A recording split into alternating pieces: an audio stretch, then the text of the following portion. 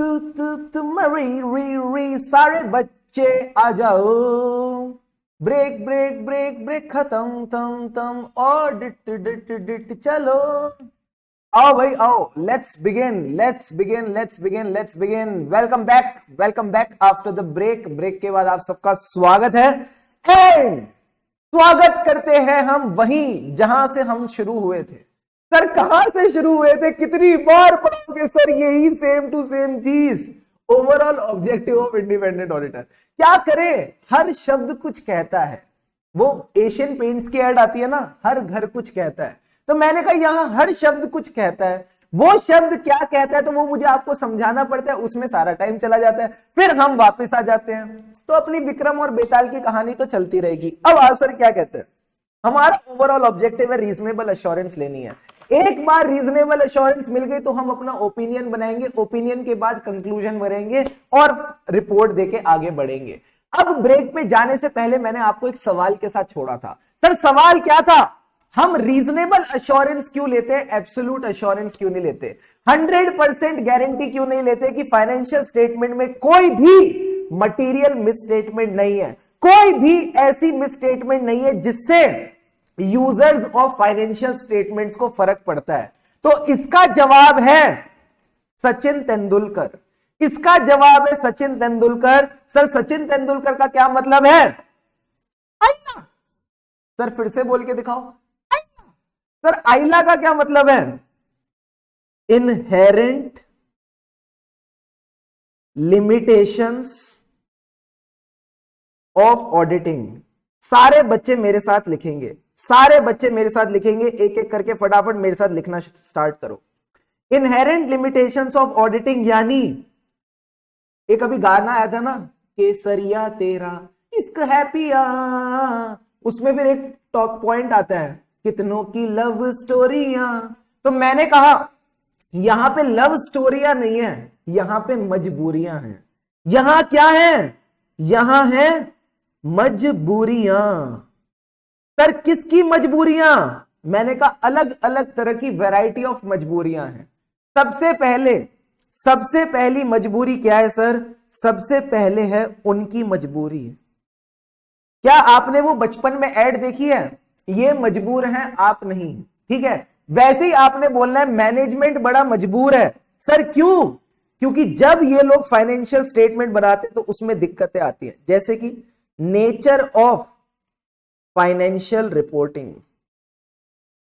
उनकी मतलब किसकी सर, मैनेजमेंट की। Nature of financial reporting, financial reporting के साथ क्या दिक्कत है, it involves judgement by management. साथ साथ लिखो मेरे, it involves judgement by the management.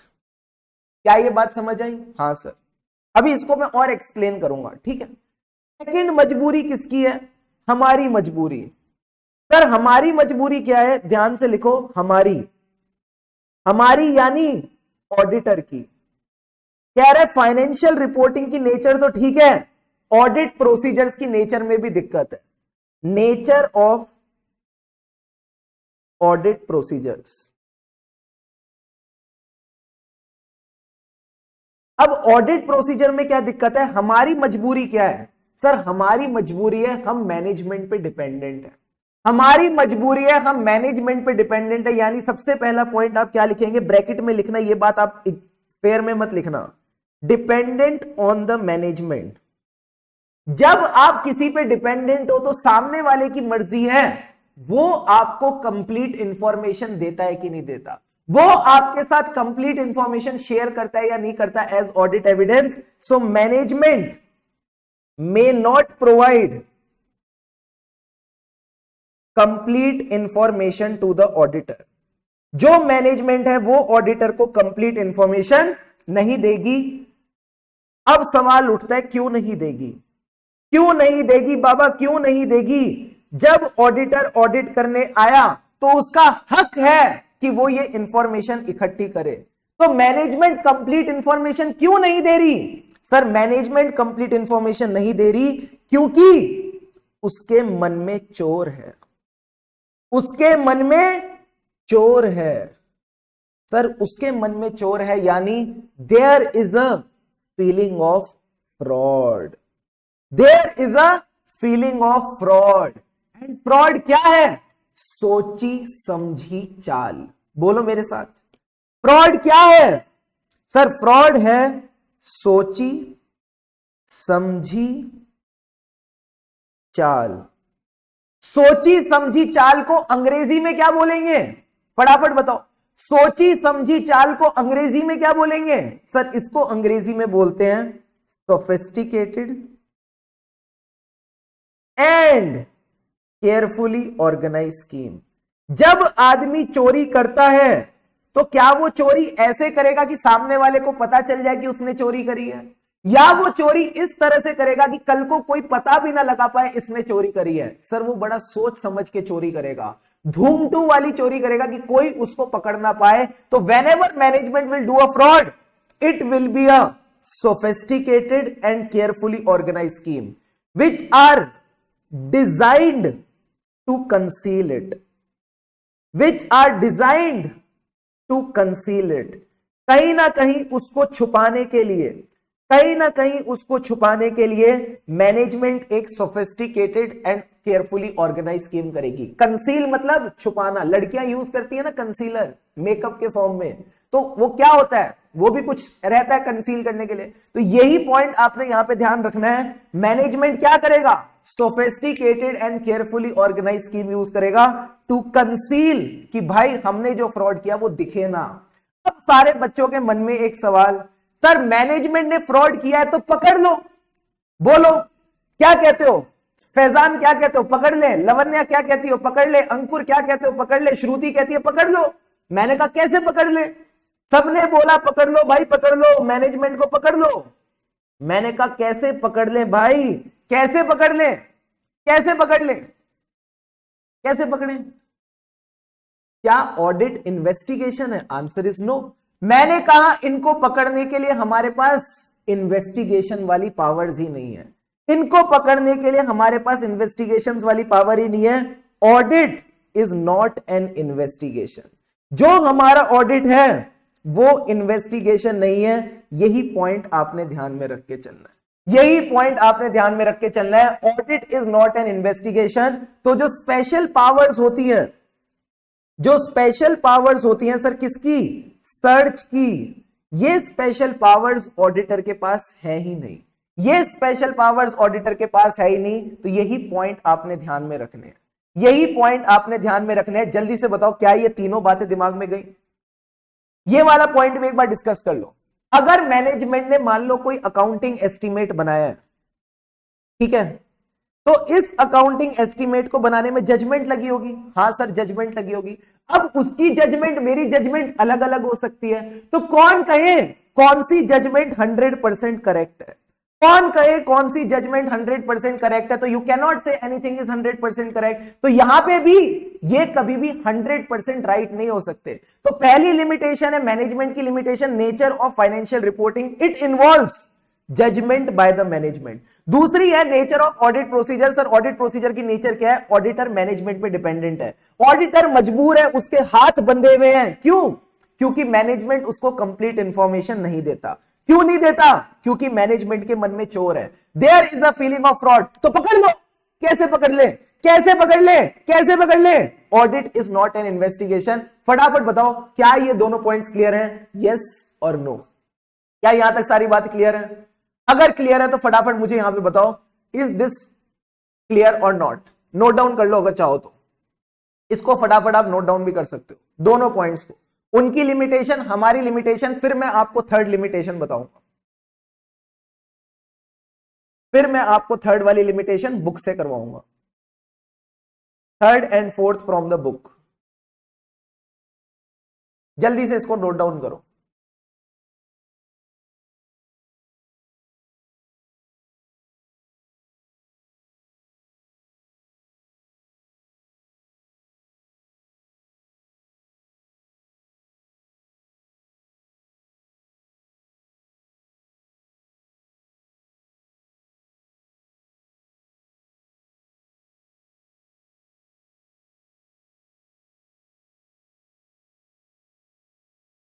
Special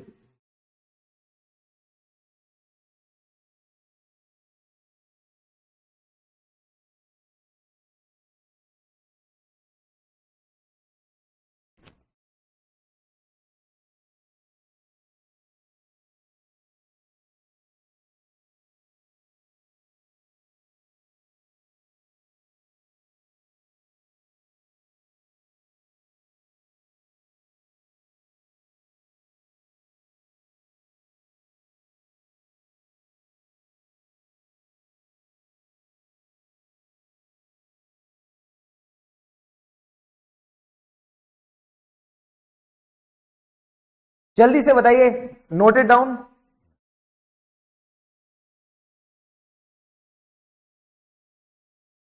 फटाफट बताओ, क्या आपने लिख लिया?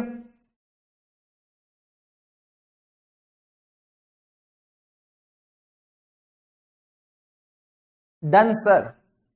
चलो, फर्स्ट वाली लाइन कहती है management may not provide complete information to the auditor. क्यों नहीं देगी? क्योंकि उसके मन में चोर है। यही सेम टू सेम बात है आपके नोट्स में भी लिखी है। आओ मैं आपको दिखाता हूं क्या कहता है सर।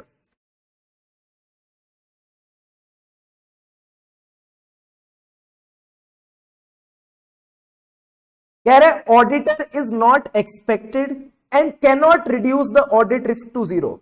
ऑडिट रिस्क का क्या मतलब था सर? ऑडिट रिस्क का मतलब था कि वो अपना गलत ओपिनियन दे दे, वो अपना ओपिनियन गलत दे दे जब फाइनेंशियल स्टेटमेंट में मटेरियल मिसस्टेटमेंट प्रेजेंट है।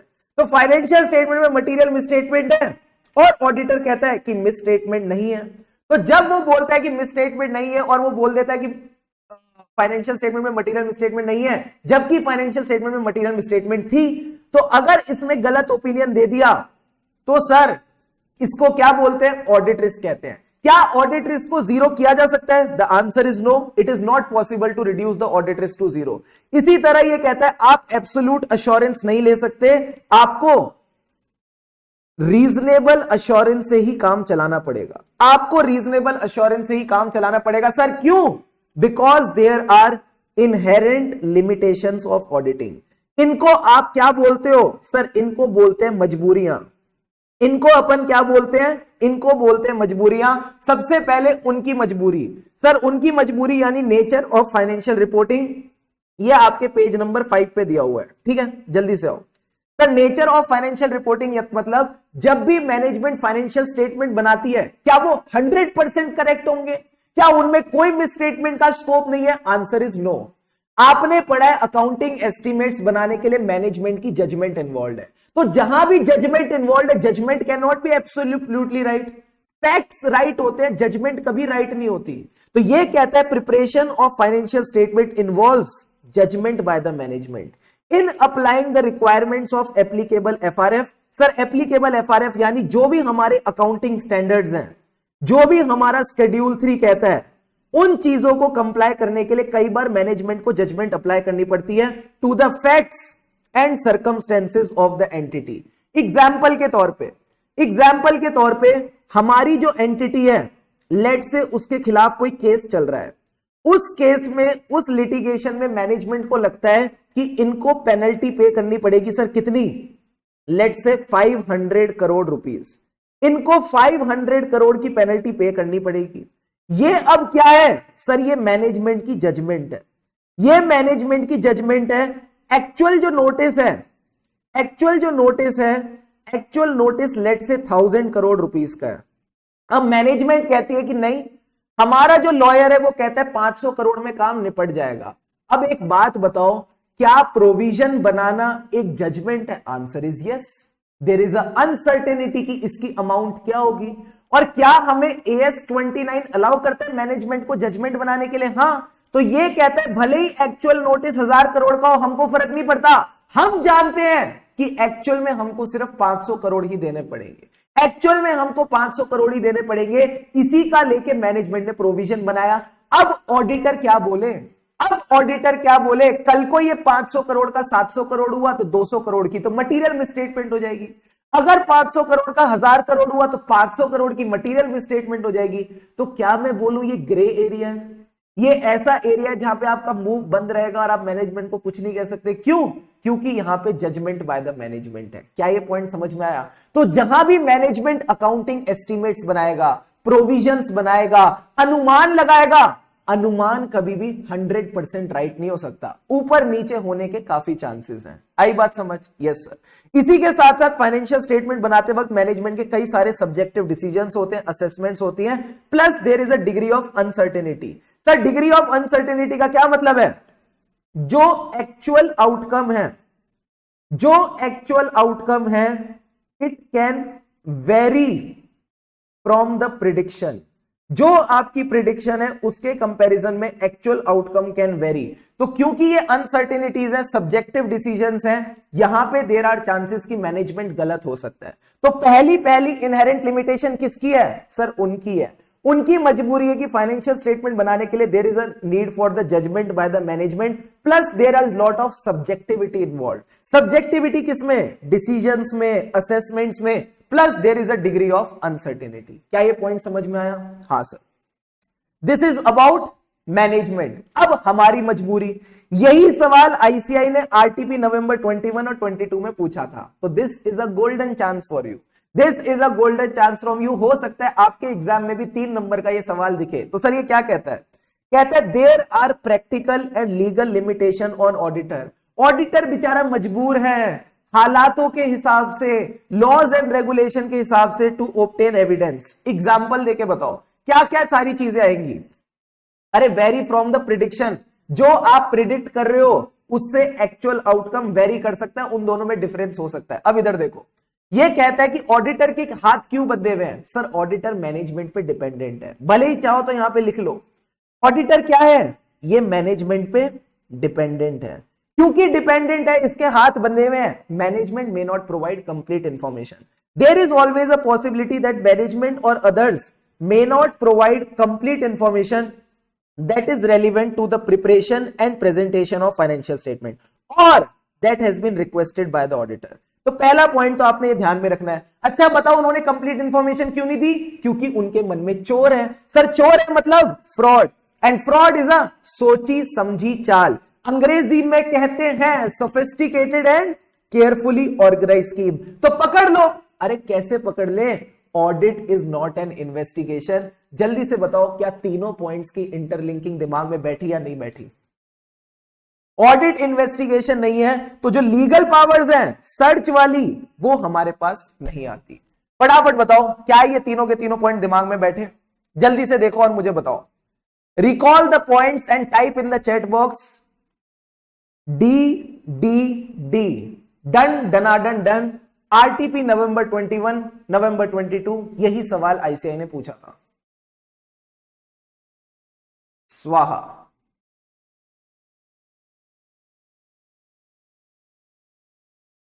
शाबाश, जल्दी से करेंगे अच्छे से।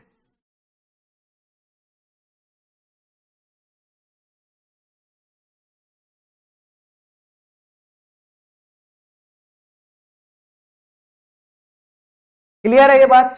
अब सर एक और सवाल। अब एक बात बताओ, अगला पॉइंट क्या कहता है? ये कहता है पहली मजबूरी किनकी थी? सर उनकी मजबूरी। दूसरी मजबूरी किसकी है? हमारी एज एन ऑडिटर। अब सर एक बात बताओ, एक बच्चे ने पूछा सर इसका क्या मतलब है? Alleged wrong doing. Alleged wrong doing का मतलब बताओ। एलेज्ड रॉन्ग डूइंग मतलब उन पे इल्जाम लगा है, उन पे किसी ने केस किया है। तो अगर कल को कोई केस करता है तो फिर इन्वेस्टिगेशन होती है। क्या ऑडिट किसी के ऊपर केस होता है तब होता है क्या? क्या ऑडिट किसी के ऊपर केस होता है तब होता है क्या? The answer is no. Audit तो वैसे ही चेक करने के लिए होता है कि फाइनेंशियल स्टेटमेंट ठीक से बने हैं कि नहीं। So audit is never an investigation into alleged wrong doing. किसी ने इल्जाम नहीं लगाया कि इनके फाइनेंशियल स्टेटमेंट में गलती है, गलती पकड़ के बताओ। नहीं, ऑडिट किया जा रहा है अपनी मर्जी से। ऑडिट किया जा रहा है क्योंकि कंपनीज एक्ट बोलता है कि आपको ऑडिट कराना है। आपने सेक्शन 139 में ऑलरेडी पढ़ रखा है। Every company is required to appoint a chartered accountant to get its books of accounts audited. तो ये जो ऑडिट है, क्या ये इन्वेस्टिगेशन है? नहीं, audit is not an investigation into a एलिज्ड wrong doing. एलिज्ड मतलब किसी ने कोई इल्जाम नहीं लगाया कि यहां पे दिक्कत है तो आपको ऑडिट करना है। तो यही पॉइंट आपने ध्यान में रखना है। अब सर एक बात बताओ, पहला पॉइंट क्या था? उनकी मजबूरी, यानी कहीं ना कहीं जो उनके डिसीजंस है वो सब्जेक्टिव होते हैं। सब्जेक्टिव मतलब उसमें एक अनसर्टेनिटी इन्वॉल्व है, तो हमको नहीं पता एक्चुअल आउटकम क्या होगा और प्रिडिक्टेड से वो मैच करेगा या नहीं। Judgement by the management. दूसरा आ गई नेचर ऑफ ऑडिट प्रोसीजर। तीसरा क्या है? तीसरा कहता है हालात की मजबूरी। तीसरा कहता है सर्कमस्टेंसेस की मजबूरी। यानी आपने दो पॉइंट याद रखने हैं, timeliness of financial reporting and balance between benefit and cost. Sir ये क्या कहता है? सबसे पहले तो इस पॉइंट को उठाते हैं, balance between benefit and cost. मुझे एक बात बताओ, आईसीएआई की पास परसेंटेज कम है, मैं ज्यादा बोलने वाला था। आईसीएआई की पास परसेंटेज कम है तो क्या हम मेहनत करना छोड़ देंगे? Answer is no. क्या हम चीजों को समय देना छोड़ देंगे? Answer is no. तो अगर आईसीएआई के एग्जाम को निकालने के लिए मेहनत लगती है, टाइम लगता है, कई बार थोड़ी बहुत कॉस्ट लगती है, तो क्या मैं ये बोलूं क्योंकि ये तीनों चीजें लगती है तो मैं पढ़ाई नहीं करूंगा? फटाफट बताओ, फटाफट बताओ। आईसीएआई के एग्जाम बड़े टफ हैं तो मैं पढ़ता नहीं हूं। इनको पढ़ने के लिए काफी टाइम लगता है तो मैं पढ़ता नहीं हूं। कई जगह कोचिंग की फीस काफी ज्यादा है तो मैं पढ़ता नहीं हूं। तो मुझे बताओ, क्या difficulty, time and cost valid बहाना है ना पढ़ने का? जल्दी से बताओ। The answer is no. पढ़ना तो पड़ेगा। तो ये कहता है कि कल को अगर ऑडिटर बोले कि भाई बड़ी डिफिकल्टी हो रही है, बहुत ज्यादा टाइम लग रहा है, बहुत ज्यादा कॉस्ट इन्वॉल्व है, सर इसको अपन प्यार से बोलते हैं डीटीसी, अगर उसको लगता है difficulty, time and cost is involve, so this is not a valid basis. ये कोई वैलिड बहाना नहीं है for the auditor to omit an audit procedure for which there is no alternative available. जिसका कोई ऑल्टरनेटिव नहीं है उसको आप ओमिट नहीं कर सकते। एग्जाम्पल के तौर पे मैं आप ही से रिलेट करता हूं। मान लो आज ऑडिट सिर्फ और सिर्फ, मान लो शुभम सर पढ़ा रहे थे, ठीक है सर। अब शुभम सर ने ऑडिट की फीस कितनी कर दी? मैंने कहा 10 लाख रुपए। Oh my God, Shubham sir ने ऑडिट की फीस कर दी 10 लाख रुपए। अब और कोई टीचर है ही नहीं, ऑडिट आपसे सेल्फ भी नहीं हो रहा, तो अब मुझे एक बात बताओ, क्या करोगे सर? दो ही चीजें कर सकते हो। क्या? या तो आप क्लास ले लोगे या फिर आप सीए छोड़ दोगे। क्या दोनों में कोई और ऑप्शन है? क्या दोनों में कोई और ऑप्शन है? Answer is no. इसी तरह अगर मैं ऑडिटर की बात करूं, अगर एक ही एविडेंस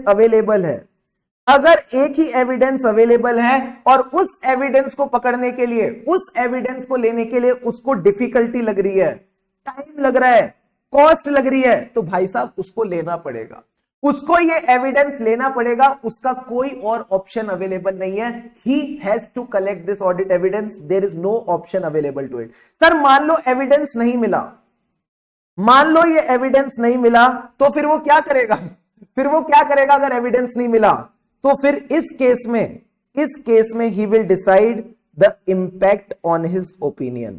फिर इस केस में ये अपने ओपिनियन पे इसका इंपैक्ट डिसाइड करेगा। ये अभी हम क्लास में 10 मिनट्स के बाद पढ़ने वाले हैं। एक बात बस आपने ये समझ के चलनी है। क्या ये पॉइंट समझ में आया? अगर कोई एविडेंस का ऑल्टरनेटिव अवेलेबल नहीं है तो वही एविडेंस आपने लेना पड़ेगा, और अगर एविडेंस नहीं मिलता then you need to discuss its impact on the opinion. फिर आपने वो ओपिनियन देखना पड़ेगा। समझ आई बात? क्लियर है? अब ओपिनियन पे क्या इंपैक्ट आएगा ये 10 मिनट के बाद मैं आपको समझा दूं, ठीक है sir. So DTC is not a valid basis to omit an audit procedure for which there is no alternative available. Clear है सर? अब अगला point, relevance of information and thereby its value tends to diminish over a period of time. There is a balance that needs to be struck between the reliability and its cost. ये line क्या कहती है? ये line क्या कहती है? इधर देखो, अब देखो मैं तुमको समझाता हूं। ये लाइन सिंपल सी बात कहती है, आपने घर में कभी पनीर मंगाया है? हाँ सर पनीर मंगाया है। पनीर कैसा दिखता है? जब पहले दिन पनीर आता है तो बड़ा सफेद सफेद होता है, दूसरे दिन वो हल्का हल्का पीला पड़ने लगता है, तीसरे दिन और हल्का हल्का पीला पड़ने लगता है, चौथे दिन वो आम जैसा येलो हो जाता है, फिर पांचवें दिन वो थोड़ा और अपना कलर बदलता है और सातवें आठवें दिन तक सफेद पनीर काला पनीर हो जाता है। क्या ऐसा होता है पनीर में? Answer is yes. तो क्या मैं बोल सकता हूं जैसे जैसे समय बीतता है पनीर अपनी वैल्यू लूज कर रहा है? हाँ सर पनीर अपनी वैल्यू लूज कर रहा है। इसी तरह अगर मैं किसी एंटिटी की बात करूं, मान लो जो हमारी एंटिटी है इसके फाइनेंशियल स्टेटमेंट बनाने के प्रोसेसेस होते हैं कि ये फाइनेंशियल स्टेटमेंट ठीक से बने, इसके लिए इसके प्रोसेसेस होते हैं। ठीक है सर, ये जो प्रोसेसेस है ना ये मुझे चेक करने पड़ते हैं एज अ ऑडिटर। अब एक बात बताओ, मैं ऑडिट करने क्या पूरे साल यहां पे बैठा हूं? नहीं सर।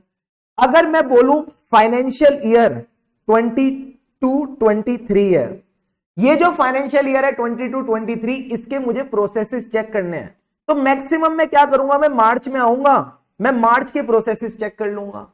बट मुझे तो प्रोसेसेस पूरे साल के देखने हैं, तो मुझे इनसे अगस्त के भी डॉक्यूमेंट लेने पड़ सकते हैं, जुलाई के भी डॉक्यूमेंट्स लेने पड़ सकते हैं। एक बात बताओ दिल पे हाथ रख के, कौन सा डॉक्यूमेंट ज्यादा रिलायबल होगा?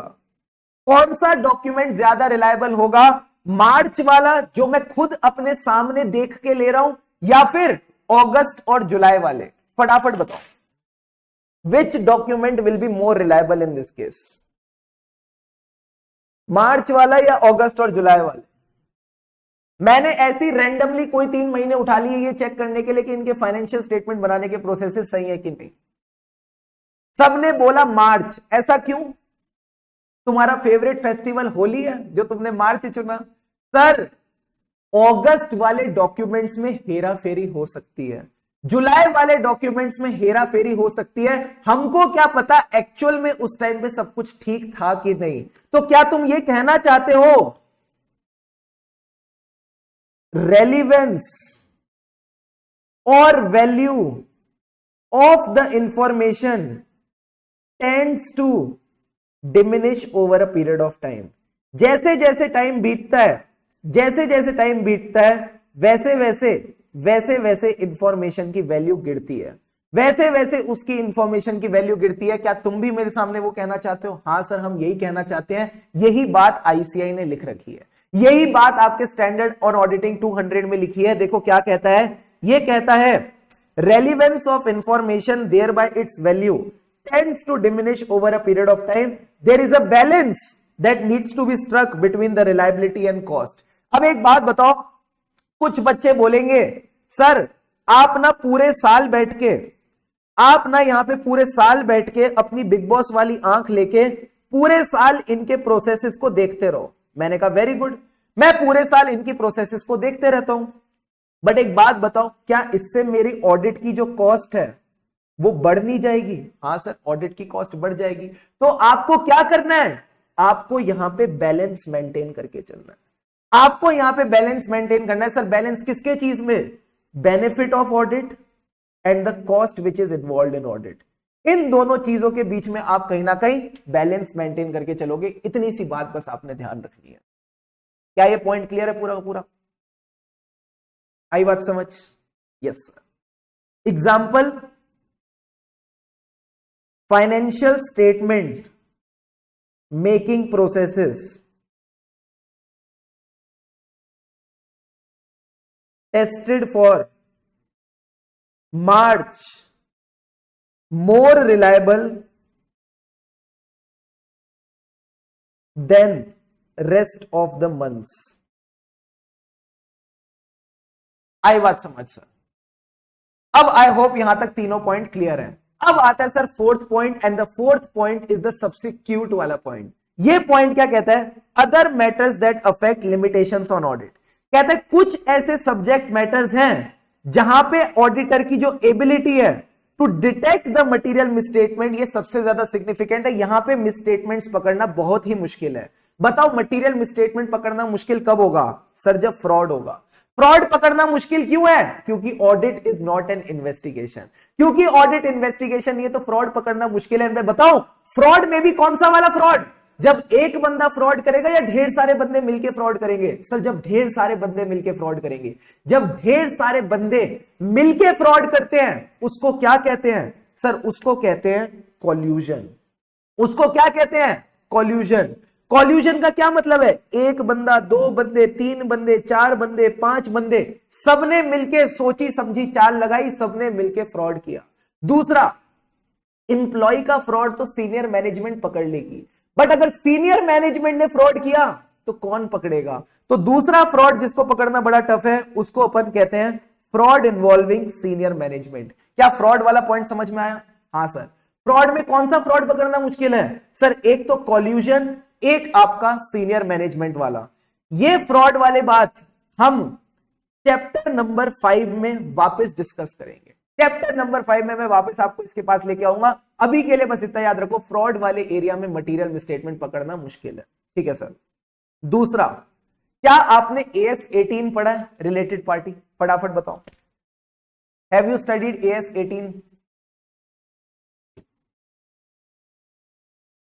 रिलेटेड पार्टी डिस्क्लोजर्स करके बोलो रे बोलो प्यारे बच्चों, क्या आप AS 18 पढ़ के आए हो? वो अकाउंटिंग स्टैंडर्ड क्या कहता है? जितनी भी आपकी रिलेटेड पार्टीज है उनको आपको फाइनेंशियल स्टेटमेंट में डिस्क्लोज करना पड़ेगा। ठीक है सर। उन रिलेटेड पार्टी के साथ आपकी जो भी रिलेशनशिप्स है उसको आपको फाइनेंशियल स्टेटमेंट में डिस्क्लोज करना पड़ेगा। साथ ही साथ जो भी आपने उनके साथ ट्रांजैक्शंस करी हैं उनको भी फाइनेंशियल स्टेटमेंट में डिस्क्लोज करना पड़ेगा। अब सारे बच्चे मुझे एक बात बताओ, जब तक मैनेजमेंट मुझे नहीं बताएगी रिलेटेड पार्टी कौन है तो मुझे क्या सपना आएगा? नहीं सर। तो हो सकता है फाइनेंशियल स्टेटमेंट बन जाए और कोई रिलेटेड पार्टी रह जाए। तो अगर कोई रिलेटेड पार्टी रह गई तो भाई साहब ये पकड़ना बड़ा मुश्किल है कि कौन सी रिलेटेड पार्टी रह गई या उसकी कौन सी ट्रांजैक्शन रह गई। So the next point is existence and completeness of related party relationships and transaction. हो सकता है फाइनेंशियल स्टेटमेंट में कोई रिलेटेड पार्टी रिलेशनशिप या ट्रांजैक्शन डिस्क्लोज करनी रह जाए। ठीक है सर। उसके बाद इसकी हम बात करेंगे ऐसे 550 में। ठीक है सर। अगला point, occurrence of non compliance with laws and regulation. सारे बच्चे मुझे एक बात बताओ, तुमने अभी बचपन से लेके कितने लॉ पढ़े? कॉन्ट्रैक्ट एक्ट पढ़ा, नेगोशिएबल इंस्ट्रूमेंट एक्ट पढ़ा, सेल ऑफ गुड्स एक्ट पता नहीं कौन सा वाला पढ़ लिया। उसी के साथ जब तुमने ग्रुप 1 दिया, ग्रुप 1 की प्रिपरेशन करी, कंपनीज एक्ट पढ़ा। कंपनीज एक्ट के साथ भी पता नहीं 3-4 अतरंगी और एक्ट पढ़े। इतने एक्ट्स तुम पढ़ते हो, तुमको क्या लगता है इतने ही एक्ट्स होते हैं? नहीं सर, बड़े सारे एक्ट्स होते हैं। तो जब बड़े सारे एक्ट्स होते हैं तो ऑडिटर कितने एक्ट्स का ख्याल रखेगा? सर ऑडिटर को एक्ट्स का ख्याल क्यों रखना है? एक बात बताओ, मैं किसी एक्ट से नॉन कंप्लायंस करता हूं तो कंपनी पे क्या लगेगी? हाँ, LLP एक्ट पढ़ा, पार्टनरशिप एक्ट पढ़ा, बड़े सारे एक्ट पढ़े। अगर मैं किसी एक्ट से नॉन कंप्लायंस करूंगा तो कंपनी के ऊपर क्या लगेगी? जल्दी से बताओ। What will be the company liable to pay अगर उसको मैं नॉन कंप्लाई करती है वो किसी चीज से? वेरी गुड, विनीत ने सबसे पहले बताया सर पेनल्टी। अगर पेनल्टी है तो मुझे एज अ ऑडिटर फर्क क्यों पड़ता है? अगर पेनल्टी है तो मुझे एज अ ऑडिटर फर्क क्यों पड़ता है? सर क्योंकि जब भी पेनल्टी लगेगी तो उस पेनल्टी का प्रोविजन बनाना पड़ेगा, उस पेनल्टी को अकाउंट करके चलना पड़ेगा। और अगर आपने प्रोविजन नहीं बनाया, अकाउंट फॉर नहीं करी, तो देयर इज अ चांसेस कि अगर आपने प्रोविजन नहीं बनाया, अकाउंट फॉर नहीं करी, तो आपसे एक मटेरियल मिसस्टेटमेंट छूट जाए, आपसे एक मटेरियल मिसस्टेटमेंट छूट जाए। तो मैंने कहा ये पॉइंट भी तो अपने को ध्यान रखना पड़ेगा। तो एज अ ऑडिटर मुझे एक बात बताओ, कंपनी के ऊपर तो हजारों लॉज लगते हैं। अब ये जो थाउजेंड्स ऑफ लॉज लगते हैं, मैं कितनों की कंप्लायंस चेक करूंगा? कितनों की कंप्लायंस चेक करूंगा? मान लो फैक्ट्री में, मान लो इनकी फैक्ट्री में कोई 10 इयर्स का लड़का काम कर रहा था। ठीक है, अगर 10 इयर्स का लड़का काम कर रहा है, मुझे कैसे ऑफिस में पता चलेगा कि फैक्ट्री में 10 साल का लड़का काम कर रहा है? और अगर 10 साल का लड़का काम करेगा तो क्या हो गया सर, चाइल्ड लेबर एक्ट में पकड़े जाएंगे। अगर ये चाइल्ड लेबर एक्ट में पकड़े गए तो अगेन इनके ऊपर पेनल्टी लगेगी। अगर पेनल्टी लगेगी तो प्रोविजन बनाना पड़ेगा। अब मुझे तो इसके बारे में पता ही नहीं, और मुझे इतने सारे एक्ट्स के बारे में पता ही नहीं हो सकता। तो ये भी ऑडिटर की इनहेरेंट लिमिटेशन है, ये भी ऑडिटर की इनहेरेंट लिमिटेशन है। He can not be sure about the non compliance with every laws and regulation. तो हो सकता है कोई नॉन कंप्लायंस हो और ऑडिटर को पता ना चले। अगर मैं इस पूरी चीज को समराइज करूं तो वापस बोल रहा हूं, ध्यान से समझना, हो सकता है कोई नॉन कंप्लायंस हो और ऑडिटर को पता ना चले। क्योंकि अब ऑडिटर को पता नहीं है तो हो सकता है फाइनेंशियल स्टेटमेंट में मटेरियल मिसस्टेटमेंट रह गई। इतनी सी बात को आपने समझना है। क्या non compliance with laws and regulation समझ आया? यस और नो? फटाफट बताओ।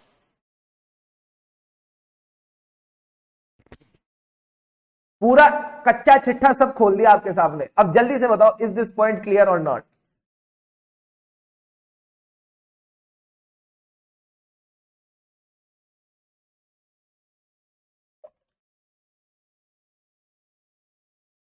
क्लियर है? डन डनाडन डन। अब लास्ट पॉइंट अपन डिस्कस करते हैं। इससे पहले मैं इसका ऐसे भी लिख देता हूं, ऐसे 250। दिस ऐसे 250 आपका फाइनल लेवल पे ज्यादा रेलिवेंट रहता है। लास्ट पॉइंट क्या कहता है, एक बात बताओ, एज अ ऑडिटर क्या मैं ये प्रिडिक्ट कर सकता हूं एंटिटी गोइंग कंसर्न रहेगी या नहीं? The answer is no. मुझे क्या पता कल को चल के इनकी फैक्ट्री में आग लग जाए और इनका गोइंग कंसर्न खतरे में आ जाए। So there can be future events or condition which can cause an entity to cease to continue as a going concern. तो गोइंग कंसर्न भी एक ऐसा एरिया जहां पे दिक्कतें आ सकती हैं। तो ऐसे 570 में हम इसकी डिस्कशन करेंगे, ऐसे 570 में डिस्कशन करेंगे, क्योंकि एज अ ऑडिटर मुझे आज नहीं पता कल को क्या होने वाला है। तो कल को there can be certain future events or condition which can cause an entity to cease to continue as going concern. हो सकता है कल को जाके एंटिटी बंद हो जाए। तो इनके जो फाइनेंशियल स्टेटमेंट गोइंग कंसर्न के हिसाब से बने हैं वो फाइनेंशियल स्टेटमेंट तो फिर गलत बने हैं, फाइनेंशियल स्टेटमेंट की तो बैंड बज गई। तो ये भी मटेरियल मिसस्टेटमेंट मेरे से छूट सकती है। तो 4 पॉइंट क्या हो गए सर? 4 पॉइंट हो गए ऐसी मटेरियल मिसस्टेटमेंट जो फ्रॉड की वजह से छूटी। दूसरा क्या था सर? रिलेटेड पार्टी की कोई रिलेशनशिप या ट्रांजैक्शन डिस्क्लोज करने से रह गई। तीसरा था non compliance with laws and regulation, जिसके बारे में मुझे पता ही नहीं चला और मैनेजमेंट ने उसका प्रोविजन भी नहीं बनाया पेनल्टी का। एंड लास्ट पॉइंट क्या है सर? लास्ट पॉइंट है गोइंग कंसर्न। अब सारे बच्चे मुझे बोलो, क्या आप ये चारों पॉइंट्स याद करना चाहोगे? फटाफट बताओ, क्या आप ये चारों पॉइंट्स याद करना चाहोगे? अगर करना चाहोगे तो मैं आपको इसका फ्लो बताऊंगा। बताओ, क्या इसका फ्लो जानना चाहोगे?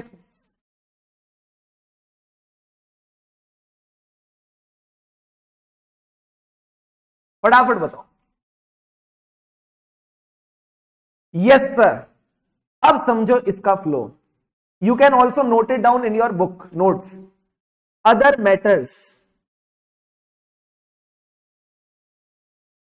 इनहेरेंट लिमिटेशंस ऑफ ऑडिटिंग का सब टॉपिक है।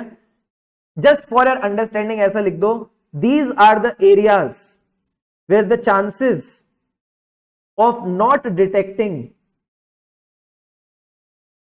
Material misstatement is higher.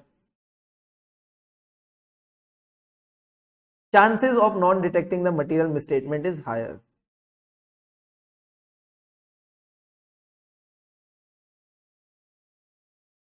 सबसे पहला एरिया है फ्रॉड। सर फ्रॉड किसके साथ? फ्रॉड ऐसा जिसमें सबसे पहले तो सीनियर मैनेजमेंट इन्वॉल्व है।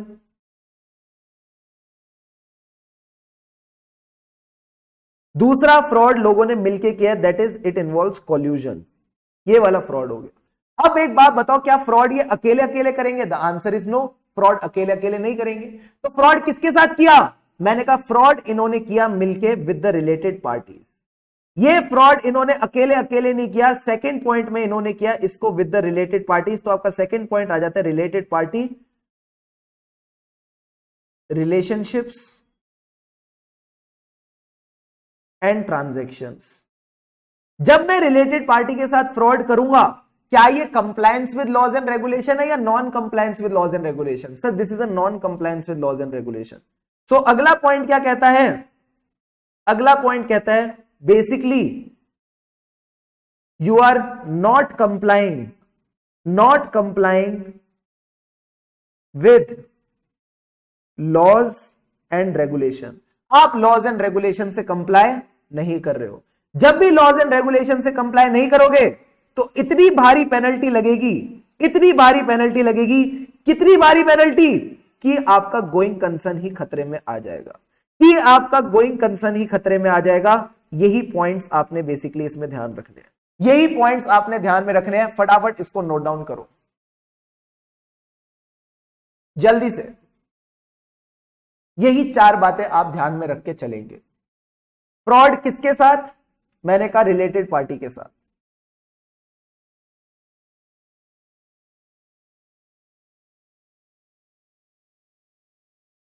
Take 2 minutes, note it down and learn it right away, right now.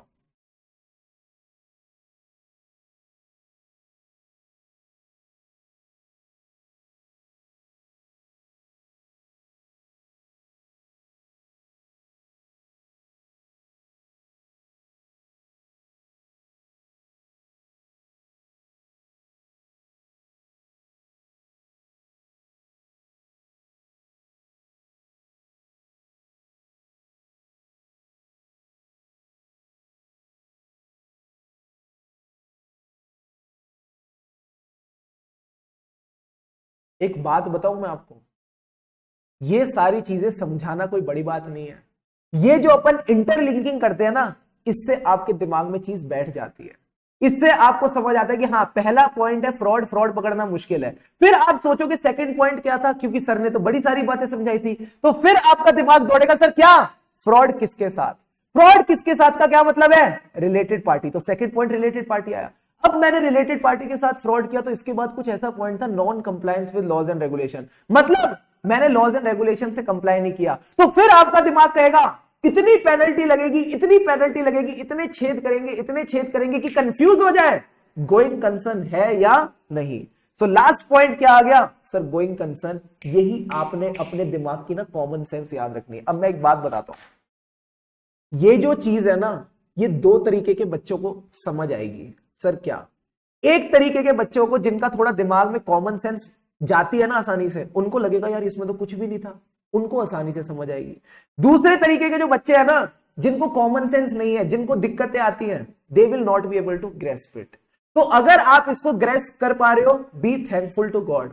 आपके ऑडिट मतलब की चीजें, because audit is all about this, audit is about the practicality, audit is about the common sense, it is about the जुगाड़।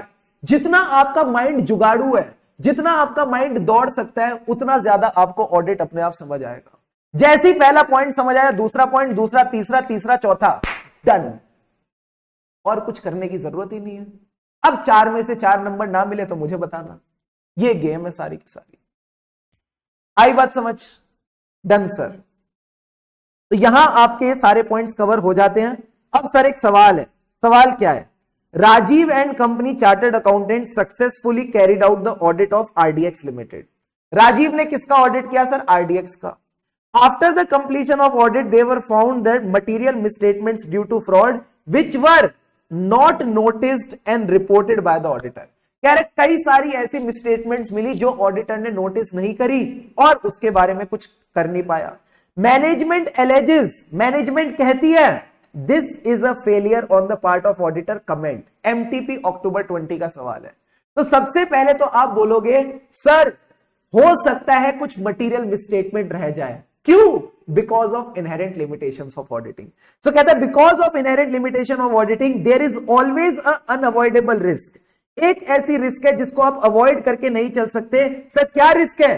That some material misstatements may not be detected even though audit is planned and performed as per the standards on auditing. अगर आपको कोई subsequent discovery मिलती है, इसका मतलब ये नहीं, इट डजंट इंडिकेट कि ऑडिट स्टैंडर्ड्स ऑन ऑडिटिंग के हिसाब से नहीं हुआ।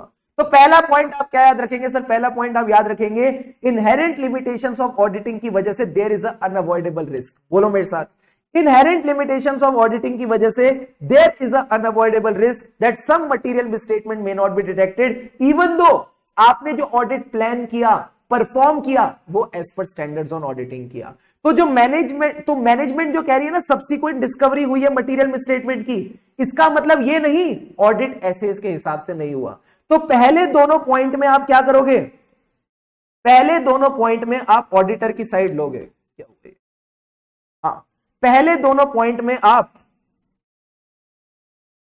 ऑडिटर की साइड लोगे, उसके बाद आप ऑडिटर के अगेंस्ट जाओगे। सर ऑडिटर के अगेंस्ट जाओगे यानी ये बोलोगे ऑडिटर इनहेरेंट लिमिटेशंस बिना जस्टिफिकेशन नहीं है। सर किसकी जस्टिफिकेशन नहीं है? To be satisfied with less than persuasive audit evidence, कि आप परसुएसिव ऑडिट एविडेंस ना लो, ये हम नहीं कह रहे। जैसे मैंने आपको बोला आईसीआई की पास परसेंटेज कम है, तो क्या इसका मतलब हम पढ़ाई बंद कर दे? The answer is no. तो अगर इनहेरेंट लिमिटेशन है, इसका मतलब ये नहीं कि आप परसुएसिव ऑडिट एविडेंस ना लो। सर परसुएसिव ऑडिट एविडेंस का क्या मतलब है? This is a synonym, this is a synonym of sufficient and appropriate audit evidence. तो इनहेरेंट लिमिटेशन है, तो इसका मतलब ये नहीं कि आप इसको एज अ जस्टिफिकेशन लो to be satisfied with less than persuasive audit evidence. आपको परसुएसिव ऑडिट एविडेंस लेना ही लेना पड़ेगा। जल्दी से बताओ, पहले हम ऑडिटर को सपोर्ट करेंगे। इनहेरेंट लिमिटेशंस की वजह से there is a unavoidable risk. किसको लेके? हो सकता है some material misstatements may not be detected even though audit was planned and performed as per essays। जिसका मतलब है अगर कल को कोई मटेरियल मिसस्टेटमेंट मिलती है तो आप ये नहीं कह सकते कि ऑडिट एसेस के हिसाब से नहीं हुआ, तो ऑडिटर की हमने साइड ली। फिर हम बोलेंगे ILA is not a justification to settle for less than persuasive audit evidence. क्या ये तीनों पॉइंट्स बैठे? जल्दी से बताओ हाँ या ना। These are the 3 logical points that you need to remember.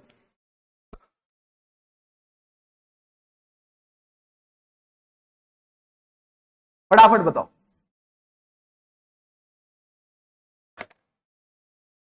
Clear है?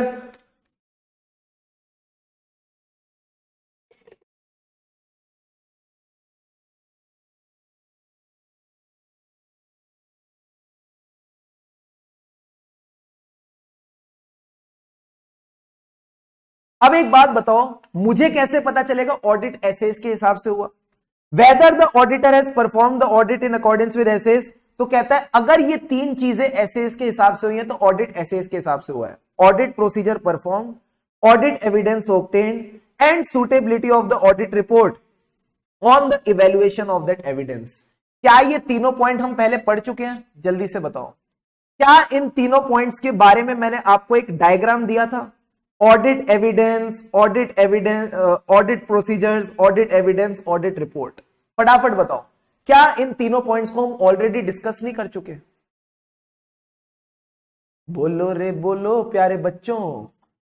हाँ, हर्ष गुप्ता ने बोला ऑडिटर को अपना बेस्ट देना है, भले ही फ्रॉड निकले या ना निकले। अगर उसने अपना ऑडिट एसेस के हिसाब से किया तो फिर उसको कोई कुछ नहीं कह सकता, कोई चूचा नहीं कर सकता।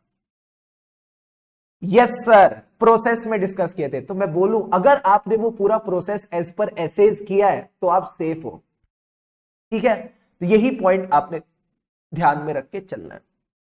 अब सारे बच्चे मुझे एक बात बताओ, एक टॉपिक और करोगे या फिर जो अभी तक किया है एक बार उसको रिवाइज करें? एक छोटा टॉपिक और कराऊं? हाँ सर कराओ। एक छोटा टॉपिक और करते हैं, मजा आ जाएगा। Ethical requirements relating to audit of financial statement. ILA का फुल फॉर्म है इनहेरेंट लिमिटेशन ऑफ ऑडिटिंग। ये कैसे पता उसने बेस्ट दिया है? अगर उसने अपना audit as per standard on auditing किया तो उसने अपना बेस्ट दिया है, ऑब्वियस सी बात है। एक टॉपिक और फिर अपन रिवाइज करते हैं। मैंने कल आपको बताया था ऑडिटर को इंडिपेंडेंट रहना है, तो उसमें ना आईसीआई एक कॉन्सेप्ट लाता है independence of mind and independence of appearance. एक बार ये पढ़ लेते हैं, ठीक है? लास्ट छोटा सा टॉपिक है, उसके बाद मैं आपको सारा का सारा रिवीजन करा देता हूं, ठीक है? कहता है ethical requirements relating to audit of financial statement, so auditor shall comply with the relevant ethical requirement. ये एथिकल रिक्वायरमेंट क्या है? सर वही जो कल हमने पढ़ी थी, कोई प्रोफेशनल, हर प्रोफेशनल के अंदर क्या क्या क्वालिटीज होनी चाहिए उसी के बारे में आपने याद रखना है। Confidentiality, objectivity, integrity, professional competence, due care and professional behaviour. जब मैं बोलता हूं आपने इन एथिकल रिक्वायरमेंट से कंप्लाई किया, आपके अंदर ये सारी क्वालिटीज हैं, क्या मैं बोल सकता हूं आप इंडिपेंडेंट हो? Answer is yes. तो ये कहता है it comprises both independence of mind and independence of appearance. FTV October 20 का क्वेश्चन है, ध्यान से समझना। कहते हैं इंडिपेंडेंस ऑफ माइंड का क्या मतलब है? आप अपने दिमाग से, आप अपनी सोच से इंडिपेंडेंट है। आपका डिसीजन है, आप किसी के भी इंफ्लुएंस में आके कोई काम नहीं करते। कह रहे स्टेट ऑफ माइंड, जो आपका स्टेट ऑफ माइंड है, जो आपकी सोच है, it permits provision of opinion.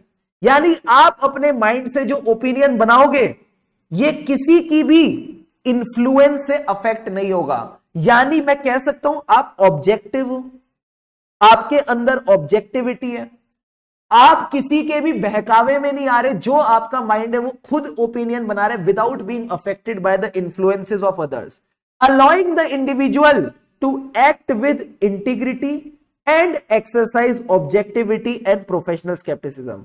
क्या मैं बोल दूं, यहां पे भी वही पॉइंट आ गया, अयो प्रोफेशनल स्केप्टिसिज्म, अयो professional scepticism. So independence of mind का क्या मतलब है? सर इंडिपेंडेंस ऑफ माइंड का मतलब है ऐसा स्टेट ऑफ माइंड, माइंड से माइंड, ऐसा state of mind where your decisions are not affected by the influence, ताकि आप क्या कर सको, you can act with integrity, exercise objectivity and professional scepticism. क्या इंडिपेंडेंस ऑफ माइंड क्लियर है? क्या अब ये सारे कीवर्ड्स के साथ आप थोड़े और फेमिलियर होते जा रहे हो? हां सर। दूसरा पॉइंट, इंडिपेंडेंस ऑफ अपीयरेंस। मैंने कहा माइंड से ही नहीं, दूसरों को भी ऐसा ही लगना चाहिए कि आप इंडिपेंडेंट हो। यानी अवॉइड करो ऐसे फैक्ट्स और circumstances which are so significant कि थर्ड पार्टी को, किसी दूसरे को रीजनेबली कंक्लूड हो that auditor's integrity, objectivity and professional scepticism has been compromised. तो आपकी हरकतों से किसी और पार्टी को ऐसा नहीं लगना चाहिए कि इसकी इंटीग्रिटी, ऑब्जेक्टिविटी और प्रोफेशनल स्केप्टिसिज्म कॉम्प्रोमाइज हो गई।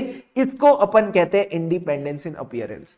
तो दिखना भी इंडिपेंडेंट है, दिमाग से भी इंडिपेंडेंट होना है। दिमाग से इंडिपेंडेंट को कहते हैं इंडिपेंडेंस ऑफ माइंड, दिखने से इंडिपेंडेंट को कहते हैं इंडिपेंडेंस ऑफ अपीयरेंस। सर इससे क्या होगा? जो भी ऑडिटर है he will have the ability to act with integrity, objectivity and maintain an attitude of professional scepticism. दिल पे हाथ रख के बोलना, क्या मैंने कुछ नया पढ़ाया या जो पहले पढ़ा रखा था उसको बस मैंने आपको फिट करवाया? फील आ गई? पढ़ाओ, फटाफट बताओ। क्लियर है?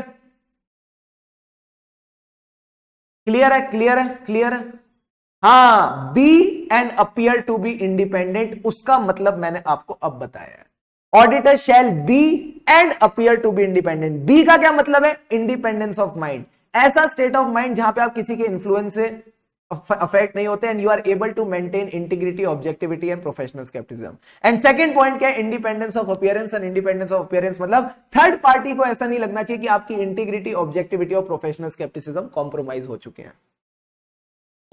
ठीक है, आई थिंक अभी के लिए इतना काफी है। मैं आपको अब रिवाइज करा देता हूं जो भी अभी तक हमने किया है। जो भी अभी तक हमने किया है फटाफट आओ एक बार रिवाइज करें। सर क्या आज की क्लास हमने कैसे स्टार्ट करी? सर आज की क्लास हमने स्टार्ट करी ऐसे 200 के साथ। ऐसे 200 सर, ऐसे 200 क्या था? Overall objective of independent auditor and conduct of audit in accordance with standards on auditing. इसके साथ कहीं ना कहीं हमने स्टार्ट करी। जब मैंने बोला ओवरऑल ऑब्जेक्टिव तो आपने कहा ओवरऑल ऑब्जेक्टिव का मतलब है रीजनेबल अश्योरेंस लेना। किस चीज को लेके? That the financial statements as whole are free from material misstatement. अब सुनते जाओ, तुमको मजा आते जाएगा। जब आपको रीजनेबल अश्योरेंस मिल गई तो आप अपना ओपिनियन देंगे। सर क्या? कान को अब ऐसे नहीं ऐसे पकड़ना है। अगर फाइनेंशियल स्टेटमेंट में मटीरियल मिसस्टेटमेंट नहीं, यानी हमारे जो फाइनेंशियल स्टेटमेंट है वो किसके हिसाब से बने हैं? They have been prepared in all material respects as per the financial reporting framework. अगर आपने ओपिनियन बना दिया तो report as per the standards on auditing, फिर आप रिपोर्ट कर सकते हो as per the standard on auditing. अभी चुपचाप बस सुनते जाओ, लिखने की जरूरत नहीं है, बस सुनते जाओ मेरी बातों को, सब कुछ लिखा मत करो। अब सवाल आता है कि रीजनेबल अश्योरेंस क्यों ली?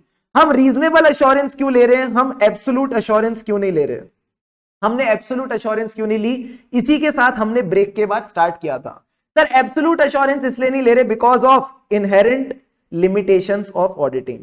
इनहेरेंट लिमिटेशंस ऑफ ऑडिटिंग में सबसे पहले हमने सीखी उनकी मजबूरी, यानी नेचर ऑफ फाइनेंशियल रिपोर्टिंग।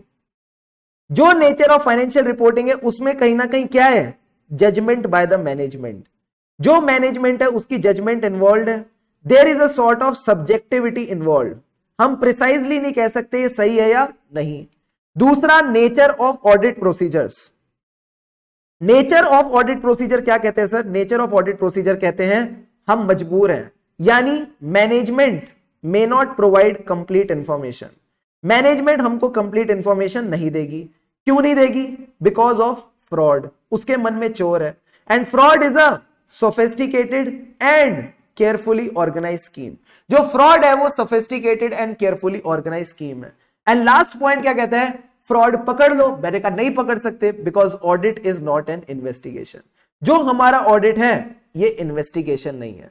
फिर हमने थर्ड पॉइंट पढ़ा था सर, क्या? कहीं ना कहीं हमको देखनी है timeliness of reporting and balance between benefit and cost. Balance between benefit and cost, इन दोनों चीजों में बैलेंस रख के चलना है। इसमें मैंने आपको 2-3 अच्छी लाइनें बताई थी सर। क्या? पहली लाइन बताई थी DTC, difficulty, time and cost. It is not a valid basis. ये वैलिड बेसिस नहीं है to omit an audit procedure for which no alternative is available. जिसका कोई ऑल्टरनेटिव अवेलेबल नहीं है तो वो तो हमको लेना ही पड़ेगा। Second thing, value of information tends to diminish over a period of time. जैसे जैसे समय बीतता है वैल्यू ऑफ इंफॉर्मेशन डिमिनिश होती चली जाती है। ठीक है। फोर्थ पॉइंट में अपने डिस्कस किए थे other matters. Sir other matters तो बड़े सिंपल थे, 4 ऐसे मैटर्स जहां पे इनहेरेंट लिमिटेशंस ऑफ ऑडिटिंग का इंपैक्ट सबसे ज्यादा है। कौन से मैटर? फ्रॉड। फ्रॉड किसके साथ? Related party. जब फ्रॉड करोगे तो ये क्या होगा? Non compliance with laws and regulation. तो इसको अपन प्यार से बोलते हैं NOCLAR, non compliance with laws and regulation. And last point क्या था सर? अगर नॉन कंप्लायंस करोगे तो पेनल्टी लगेगी, एंड अगर भारी पेनल्टी लग गई तो गोइंग कंसर्न भी खतरे में आ जाएगा। गोइंग कंसर्न भी खतरे में आ जाएगा। ये बात अपन ने डिस्कस की थी। क्या यहां तक सारी बातें क्लियर थी? हाँ सर। इसी के साथ साथ हमने एक बात बोली, इनहेरेंट लिमिटेशंस ऑफ ऑडिटिंग है। इनहेरेंट लिमिटेशंस ऑफ ऑडिटिंग है तो क्या इसका मतलब मैं अपने ऑडिट प्रोसीजर्स ना करूं? नहीं, आपने अपना ऑडिट कंप्लीट करना पड़ेगा as per the standards on auditing. आपने अपना audit as per standards on auditing करना है। इनहेरेंट लिमिटेशंस की वजह से there is an unavoidable risk that some material misstatement may not be detected even though audit is done as per SAs. So, if later on material misstatement is detected, that does not mean audit is not done as per standards on auditing. And third point अपन क्या बोलते हैं? It is not a justification to settle for less than persuasive audit evidence. Sir, audit SS के हिसाब से हुआ, इसका क्या मतलब है? तीनों चीजें एसएस के हिसाब से हुई है। Procedure performed, evidence collected and conclusion reach. ये तीनों की तीनों चीजें एसएस के हिसाब से ही हमने करी हैं। बाकी ब्रेक के बाद मैंने आपको कुछ ज्यादा पढ़ाया नहीं। फिर हमने डिस्कस किया independence, independence of mind, independence of appearance. Independence of mind का क्या मतलब था? इंडिपेंडेंस ऑफ माइंड का सिंपल सी बात मतलब है your state of mind is such that कि जो आपकी प्रोफेशनल जजमेंट है, जो आपके डिसीजन है, ये किसी के इन्फ्लुएंस में नहीं आते। They are not affected by the influence so that you can act with IO professional skepticism, integrity, objectivity, professional skepticism। फिर आप बोलोगे इंडिपेंडेंस ऑफ अपीयरेंस मतलब थर्ड पार्टी को भी ऐसा लगना चाहिए कि आपकी आईओ प्रोफेशनल स्केप्टिसिज्म कॉम्प्रोमाइज नहीं हुई है। अगर ये दोनों चीजें हैं तो आप इंडिपेंडेंट है, यानी आपके अंदर इंटीग्रिटी, ऑब्जेक्टिविटी और प्रोफेशनल स्केप्टिसिज्म है। अब और कुछ मत पढ़ाना, अब और नहीं पढ़ेंगे, ठीक है।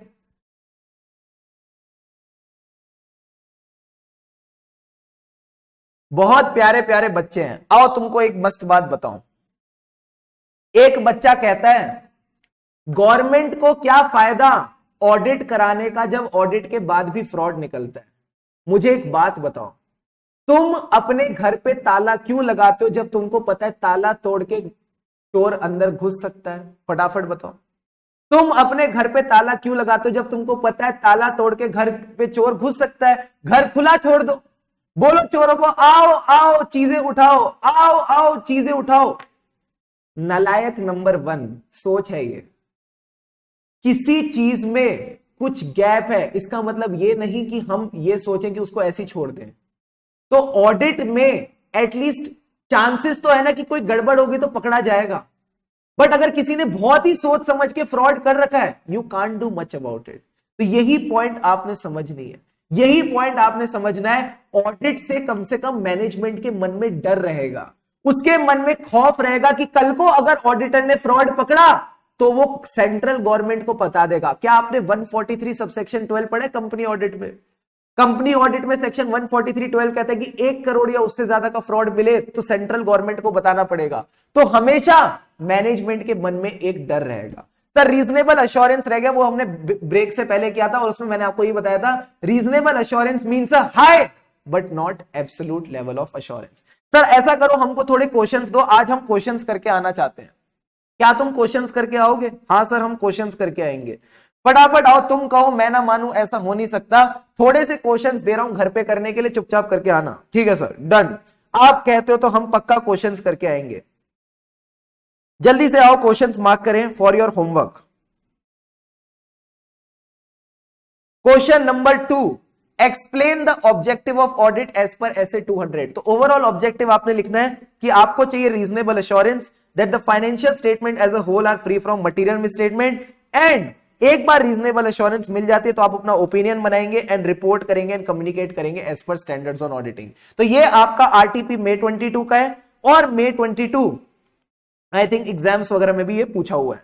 सेकेंड क्वेश्चन, ये क्वेश्चन नंबर 3 भी कर लेना। There are practical and legal limitations on the auditor's ability to obtain audit evidence. इसका जो फर्स्ट पार्ट है ना, ये वाला पार्ट कर लो। Difference between audit and investigation अपन आगे पढ़ेंगे तो वो मैं तुमको तब कराऊंगा, अभी पहले ये 3 पार्ट वाला करके आना। ठीक है सर। क्वेश्चन नंबर 4 तुमको ऑलरेडी आता है। In case of certain subject matters limitation on the auditor's ability to detect material misstatement are significant. Explain such assertions और मैटर। बताओ कौन से ऐसे 4 एरियाज है जहां पे इनहेरेंट लिमिटेशंस का इंपैक्ट सबसे ज्यादा है? फ्रॉड किसके साथ? Related party. अगर फ्रॉड करेंगे so it is a non compliance with laws and regulation. इतनी भारी पेनल्टी लगेगी that it will affect your going concern. तो ये पॉइंट आपने इसमें ध्यान में रख के चलने हैं। ठीक है, क्वेश्चन नंबर 4 सर हम कर लेंगे। और बताओ, और बोलो सर, और कौन सा क्वेश्चन करेंगे? क्वेश्चन नंबर 9, इसको भी आप अच्छे से कवर करके आना। ठीक है, ये होमवर्क में मैंने आपको दिया है, डू इट प्रॉपरली, तोड़ के करना है इसको भी। Question number 10, it is the master question. It is the master question. मैं कहता हूं पूरा क्वेश्चन पढ़ो ही मत। Last line, explain clearly the 5 types of threats contained in code of ethics. तो कोड ऑफ एथिक्स में जो भी थ्रेट्स हैं, ये थ्रेट्स वगैरह आपने याद रखने हैं, इन्हीं को आपने प्रैक्टिस करके आना है। तो थ्रेट्स में क्या है? साफी। इन्हीं के एग्जाम्पल्स इन्होंने यहां पे दे रखे हैं। ठीक है सर, क्वेश्चन 10 भी होमवर्क में। और बताओ क्वेश्चन 12 भी करोगे?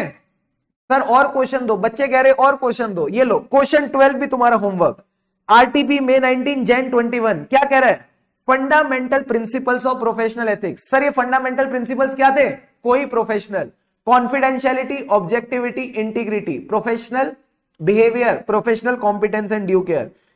इन्होंने कोई एक्सप्लेन नहीं करा तो तुम भी बस इतना ध्यान रखना, मोर देन इनफ। और बताओ सर, ये वाला क्वेश्चन मैंने तुमको अभी करवाया है, थ्रेट्स टू इंडिपेंडेंस है एंड सेफगार्ड अवेलेबल है। तो ये सेफगार्ड वाले पॉइंट आपने इसमें ध्यान में रखने हैं।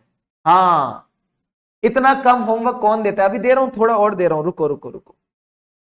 क्वेश्चन नंबर 13 आप होमवर्क में ले लिया। अब आता है सर क्वेश्चन नंबर 15, ये भी आप आराम से कर लोगे। क्वेश्चन नंबर 16 भी कर लोगे। मेरे हिसाब से इतने क्वेश्चन काफी हैं, मेरे हिसाब से इतने क्वेश्चन काफी हैं। नहीं सर क्वेश्चन 18 भी दो। ये लो क्वेश्चन 18 भी गया। बस कितने क्वेश्चन करोगे तुम? क्वेश्चन 18 काफी है। हाँ सर 21 भी दो। चलो बस, आई थिंक इतना काफी है, आई थिंक इतना काफी है। क्वेश्चन 21 तक लास्ट मैंने आपको दिया है, बस ये आपने करना है। हाँ, किसको कम लग रहा है पता नहीं, कुछ बच्चे कह रहे थे कम है तो मैंने दे दिए। ये सारे क्वेश्चंस बेसिकली आपने प्रैक्टिस करके आने। सर क्वेश्चंस प्रैक्टिस कैसे करने, ध्यान से समझना।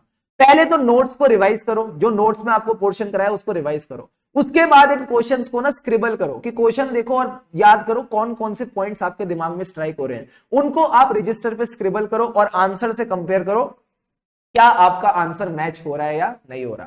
ठीक है, so that's all for today. I hope you had a great time and please make sure जो चीजें आज अपने क्लास में पढ़ी उनको आप अच्छे से रिवाइज करके ही नेक्स्ट क्लास अटेंड करें। ठीक है, so all the best, have a good day ahead. हमें राही ऑडिट के फिर मिलेंगे चलते चलते।